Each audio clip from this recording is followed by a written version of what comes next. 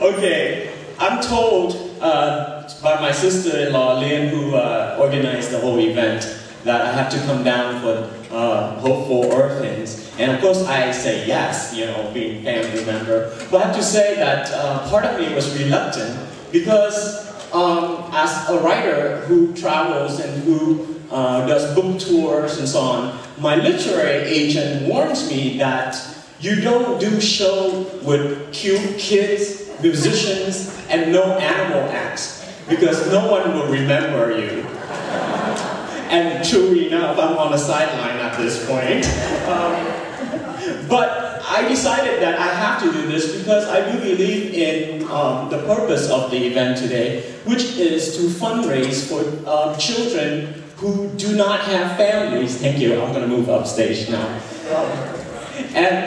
And the idea that to grow up without mother, father, brother, sister is a terrifying idea for me as a child. And it is something that is still something that I think about quite a bit. And that's something I want you to think about when I read two pieces from my book. The first one is called Perfume Dreams, and the other one is called East Eats West. And I'm picking out two pieces that have to do with families, have to do with memories, and how much of that continue to inform me as I become an American writer, a journalist, and so on. But yet, it's family that I always go back to. Family that give me solace and give me a sense of who I am and how I connect to the world. But the other thing I want you to think about as I read the work is that while we recognize a sense of music, language in the music that has been played out today, there is also music in the language that I'm about to read to you. And that's something that people don't tend to think about when they read books. Is that in fact, a book that has been paid attention to by the writer, who hears his own voice, there is a cadence, there is a musicality to the writing.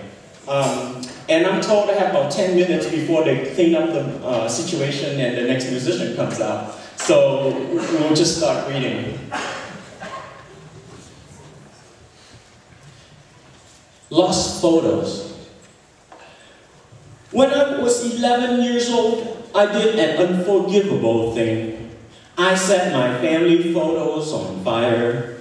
We were living in Saigon at the time, and as Viet Cong tanks rolled toward the edge of the city, my mother, half crazed with fear, ordered me to get rid of everything incriminating. Obediently, I removed pictures from the album pages, diplomas from their class frames, film reels from metal canisters, letters from desk drawers. I put them all in a pile in the backyard and lit a match. When I was done, the mementos of 3 generations had turned into ashes. Only years later in America did I begin to regret the act. A few pictures survived because my older brother, who was a foreign student, had taken them with him.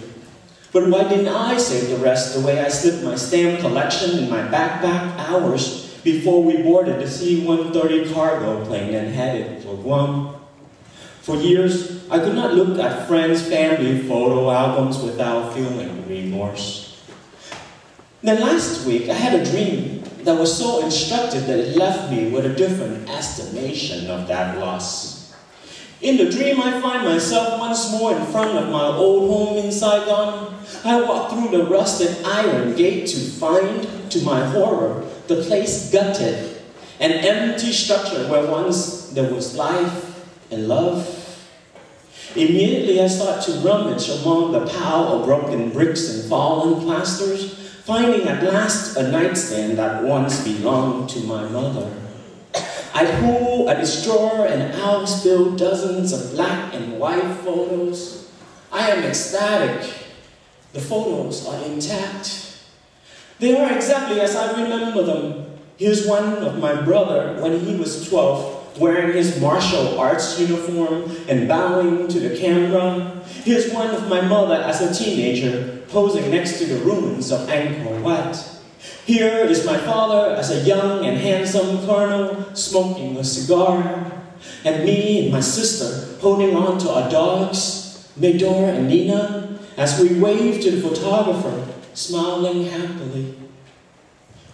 Suddenly in a dream, a little boy appears. "This is my home," he yells, "and you're trespassing." "But these are my photos," I meekly protest. The boy looks at me with a mixture of suspicion and shrewdness and changed his tone. "Well," he says, "how much would you give me for those photos?" But before I can find the answer, he laughs and snatches the photos out of my hand. I try to grab them back, of course, but it's too late. I walked of faith. She prayed and lit incense sticks and tapped the copper gong to call our ancestors' spirits, but she no longer could be convinced that her prayers were heard.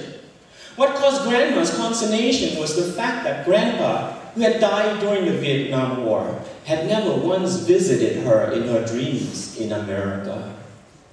"Child," Grandma would sometimes ask me, "do you think ghosts can cross the ocean?"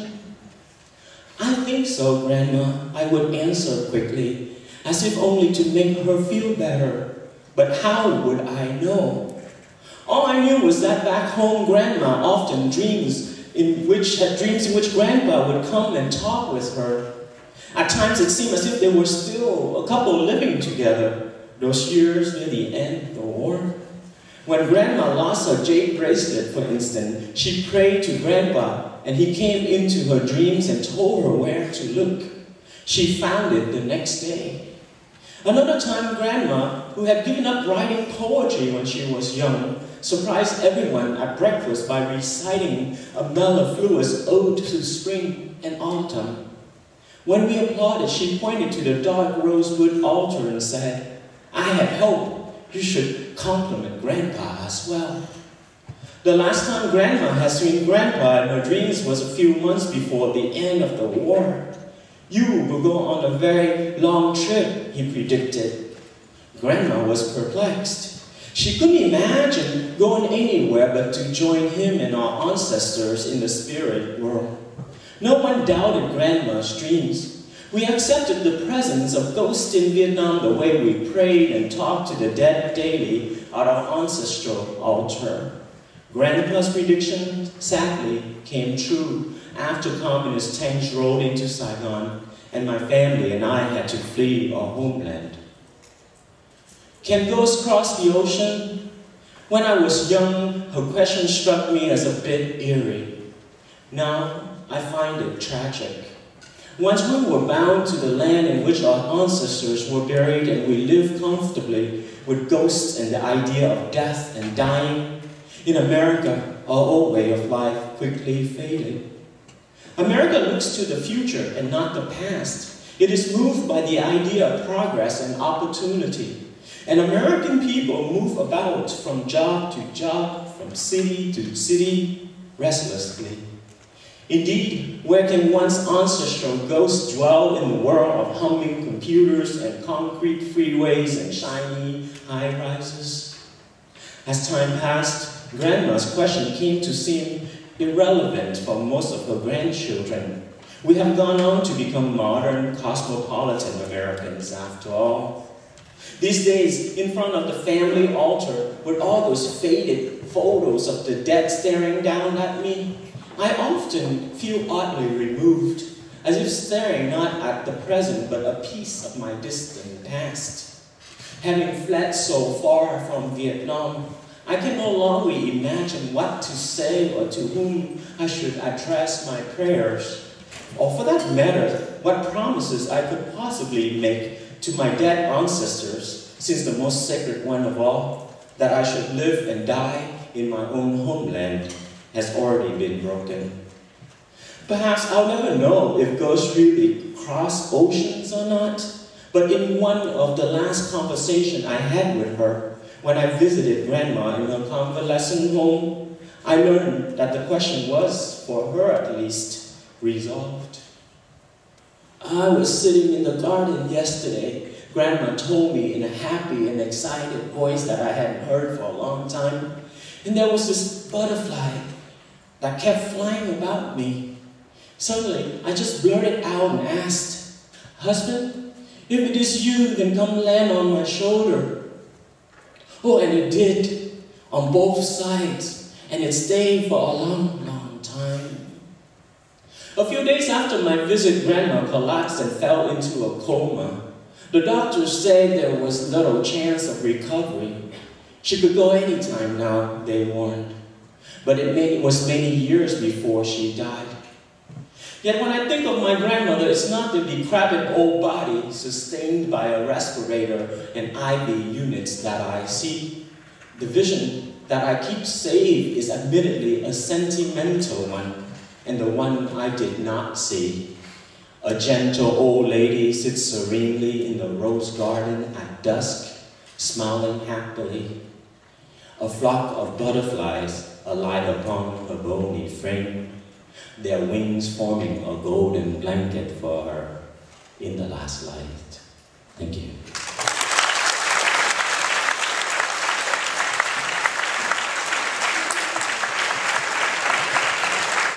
To find my arm still reaching out over the blanket in a gesture toward the pictures, still trying to retrieve them.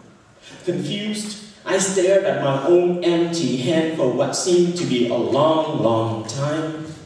In that salty dawn with the cable cars rumbling up and down the hills and their bells clanging merrily outside my window, I saw what I hadn't seen before, that nothing was ever truly lost. What I failed to retrieve in the dream survives, if only as an exquisite longing. If words and language, as the poet Rilke tells us, can be made into a thing, mute as a statue of an orator, the reverse is true also. Precious things lost are transmutable. They refuse oblivion. They simply wait to be rendered into testimonies, into stories and songs. Thank you.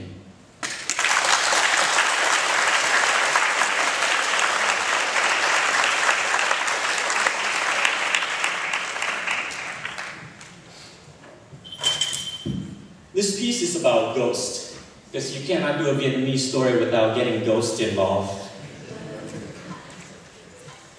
Can ghosts cross the ocean? When we first came to America a long time ago, my maternal grandmother suffered a sort of crisis.